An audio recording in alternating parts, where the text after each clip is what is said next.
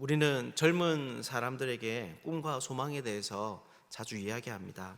그리고 어리면 어릴수록 젊으면 젊을수록 그러한 미래에 대해서 더 많이 강조를 합니다. 하지만 우리가 반드시 기억해야 하는 것은 사실 모든 이 땅에 살아가는 사람들은 조금씩 죽어가고 있다는 것입니다. 아무리 어리더라도 그래서 한창 성장하여 그 몸과 생각이 자라나고 있다고 하더라도 결국에는 모든 각 사람들은 하나님이 정하신 그 죽음이라는 종착점을 향하여서 오늘도 한 걸음씩 한 걸음씩 나아가고 있는 것이죠.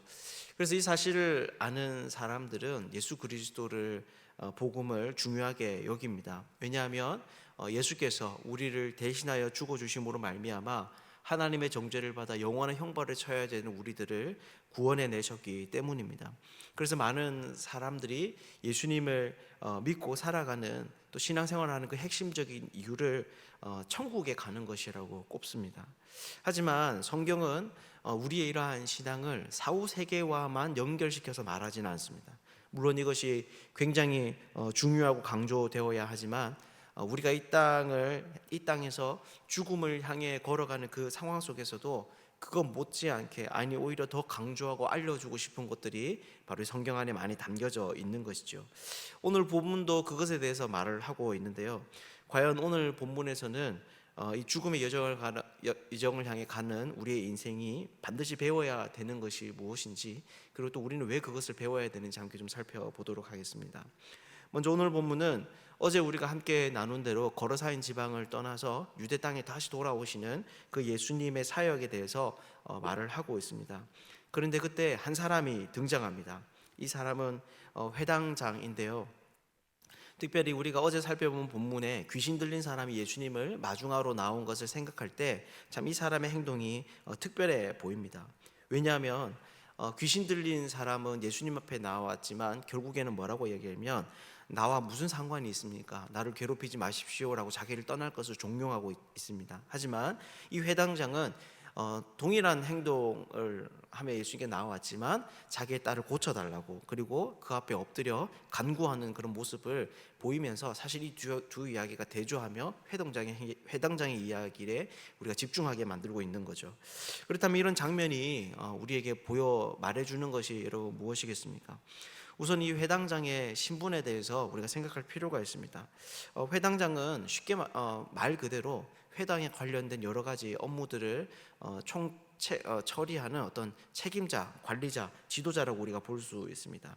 특별히 이스라엘이 성정 중심적 신앙생활을 하고 있었지만 바벨론 포로 이후에 신앙적인 구심적인 역할을 이 회당이 감당해온 것을 생각할 때 유대교회에 있어서 이 회당장의 위치는 아주 덕망이 있고 많은 사람들의 존경과 신망을 받는 그런 자리였던 것 같습니다. 그런데 그가 어떻게 하고 있는 것입니까? 자신의 딸이 죽게 되자 예수님께 와서 무릎을 꿇고 있습니다. 평소에는 유대계 존경받는 회당장으로서 자신의 업무를 그리고 또 자신의 일을 감당하던 이 사람이 정작 자기 딸이 죽게 되자 예수님께 나오고 있는 것이죠. 그러면서 예수님께서 오셔서 그 위에 손을 얹어 주시기만 하면 자기 딸이 살아날 것이다라는 그 기대감을 예수님께 보이고 있는 것입니다. 그렇다면 그의 행동이 무엇이겠습니까? 무엇을 우리에게 알려주겠습니까? 바로 유대교의 그 무능함을 보여주는 것입니다. 왜냐하면 이 사람은 유대교의 가장 헌신적이고 그리고 그 유대교가 가지고 있는 능력이 무엇인지를 누구보다 잘 아는 그런 사람이었기 때문입니다. 그런데 그가 정작 이 죽음의 문제 앞에서는 자기가 이때까지 평생 추구해왔던 그 어떤 다른 방식도 아닌 예수께 나와서 엎드리고 있기 때문에 바로 이러한 그의 행동은 유대교회는 죽음의 문제를 해결할 수 있는 능력이 없다라고 하는 그 무능함을 인정하는 그런 일이 되는 것이죠. 정말 그에게 절망이 자기가 평생 걸어왔던 그 일들을 부정하는 그 일들이 바로 여기에서 일어나고 있습니다. 그러자 예수님께서는 어떻게 하고 있습니까? 그 사람의 부탁을 들어주십니다. 그의 참 불쌍한 상황을 보시고 그와 함께 그의 딸을 고치러 길을 가고 계시는 것이죠. 그러는 가운데 우리가 잘 아는 이 한 여인을 만나게 됩니다. 오늘 본문에는 없지만 이후에 살펴보면 이 회당장의 딸이 12살인데 공교롭게도 예수님께서 이 길에서 만난 여인은 12년 동안 혈루증을 앓은 여인입니다. 이것은 처음 오늘 그냥 본문을 쭉 읽어 나가면 알 수 없지만 반복해서 읽다가 보면 회당장의 딸과 이 여인이 묘하게 겹친다는 것을, 이미지가 겹친다는 것을 우리가 볼 수 있습니다. 아마 이 글을 쓴 저자가 의도적으로 이 둘을 연결시키기 위해서 해놓은 어떤 장치처럼 보입니다. 그런데 이 여인이 여러분 어떻습니까? 26절을 보면 많은 의사에게 많은 괴로움을 받았고 가진 것도 다 허비하였을 때 아무 효험이 없고 도리어 더 중하여졌다라고 말합니다. 여러분 이것이 무슨 말입니까?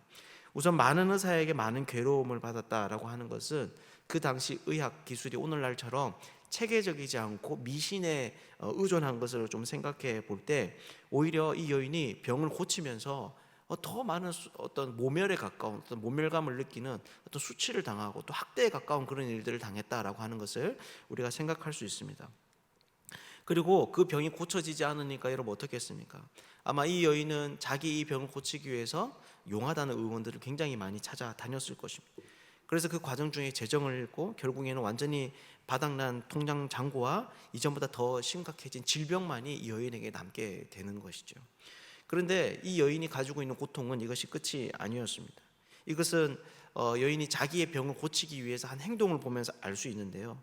27절을 보면 이 여인이 한 행동이 뭐냐면 무리 가운데로 끼어 들어와서 예수님의 옷자락에 손을 댄 것입니다. 즉 아무도 모르게 은밀하게 지금 이 일들을 한 것이지요. 그리고 예수님께서 이후에 이 여인을 찾으려고 이제 찾으시는데 33절을 보면 이 여인이 두려워하며 예수님께 나와 자기의 한 행동을 시인하고 있습니다. 그러니까 굉장히 위축되어져 있는 모습을 볼 수 있습니다. 병은 고쳤지만 예수님의 이 부름 앞에 여인이 진짜 두려워 떨며 벌벌 떨면서 지금 나와 있는 그런 상황인 것이죠. 여러분 왜 그렇겠습니까? 왜 이 여인은 사람들 몰래 이런 일을 시도했고 또 예수님께서 이 일을 지적하셨을 때 이렇게 두려워하며 떨고 있겠습니까? 그것은 바로 자신이 유대교 안에서는 부정한 존재가 되기 때문입니다. 혈루증은 잘 아시다시피 몸에서 계속 피가 빠져나가는 그런 병인데 이런 상태는 유대교에서 부정한 것으로 규정하고 있습니다.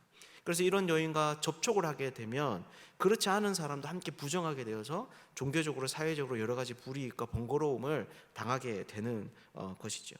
그러다 보니 이 여인이 그 사회에서 어떤 대우를 받겠습니까? 몸이 아파서 또 12년 동안 낳는 이 불치의 병으로 인해서 사실 돌봄을 받아야 함에도 불구하고 격리되어야 되는 사람, 많은 사람들에게 거리끼는 소외된 존재가 바로 여인이 되어 버린 것이죠. 그런데 놀랍게도 이러한 여인에게 예수님이 놀라운 일을 하십니다. 34절인데요. 딸아, 내 믿음이 너를 구원하였으니 평안히 가라. 내 병에서 놓여 건강할지어다. 예수님께서 이렇게 말씀해 주시는 거죠. 여러분 이것이 무슨 말입니까? 우선 우리가 예수님께서 이 말씀을 하시기 전 이 여인이 예수님의 능력으로 말미암아 병고침을 받은 것을 생각해 볼 필요가 있습니다. 그리고 예수님이 또 여기에서 뭐라고 하신 겁니까? 바로 딸이라고 불러주신 겁니다. 여기서 딸이라고 하는 것은 예수님의 딸이 되었다 이런 것을 의미하는 것이 아닙니다. 바로 그녀가 소외되었던 사회에서 소외되었던 그 존재의 어떤 상태를 상기시키는 말입니다. 지금까지는 너가 고칠 수 없고 또 해결할 수 없는 그 문제로 인해서 이 사회에 용납될 수 없는 그런 존재로 하나님의 백성에서 떨어져 나온 그런 존재였지만 이제는 너가 다시 하나님의 자녀가 되었다. 하나님의 딸, 하나님의 백성이 되었다. 이런 의미인 것이죠.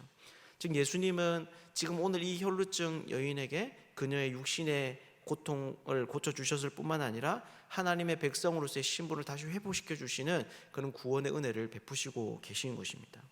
여러분 그렇다면 이 이야기가 의미하는 바가 여러분 무엇이겠습니까? 사실 우리는 이 혈루증 여인의 이야기가 너무 감동적이어서 지금 이 상황이 어떤 상황인지를 잘 잊고 그냥 여기에만 집중을 하는 그런 경향이 있습니다. 그런데 사실 이 이야기는 독립적으로 존재하는 것이 아닙니다. 큰 이야기 속에 이 혈루증 여인이 들어있는 거죠. 어떤 이야기입니까?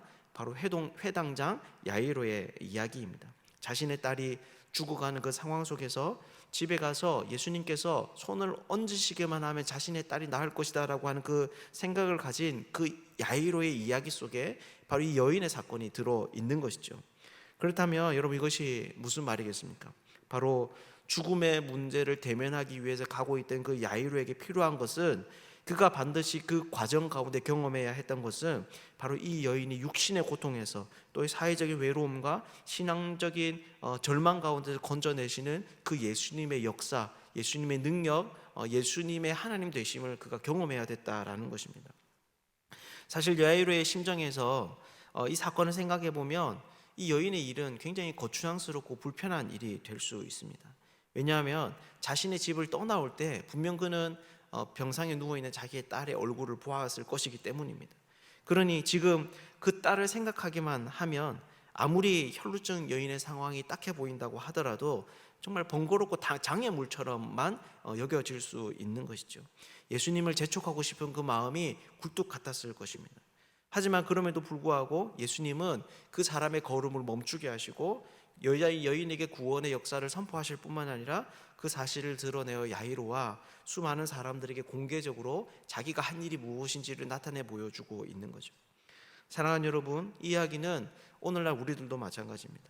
오늘 어떻게 보면 죽음을 향해 점점 더 나아가고 있는 우리들도 그 여정 가운데서 반드시 보고 들어야 되는 일이 있다면 바로 예수께서 사람들을, 인생들을, 우리들을 건져내시는 그 역사, 구원의 은혜다라고 하는 것이죠.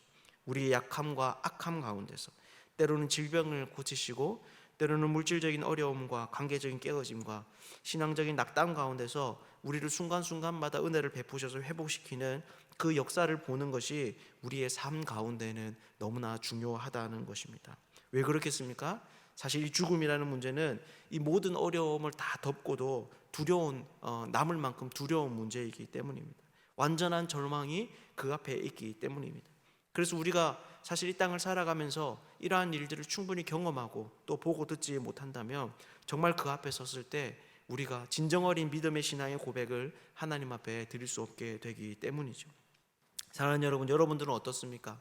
하나님의 구원을 단지 우리가 죽어서 가는 그 내세에 관한 문제로만, 그 힘으로만, 그 역사로만 묻어두고 있지는 않습니까? 하나님의 구원은 이 땅을 살아가는 우리의 인생 가운데 지속적이고 반복적으로 경험되는 것입니다. 그렇게 우리는 그 무엇보다 우리의 삶 가운데서 하나님의 백성들을 하나님께서 친히 일으키시고 또 건지시는 그 손길을 주목하여 볼 수 있어야 합니다.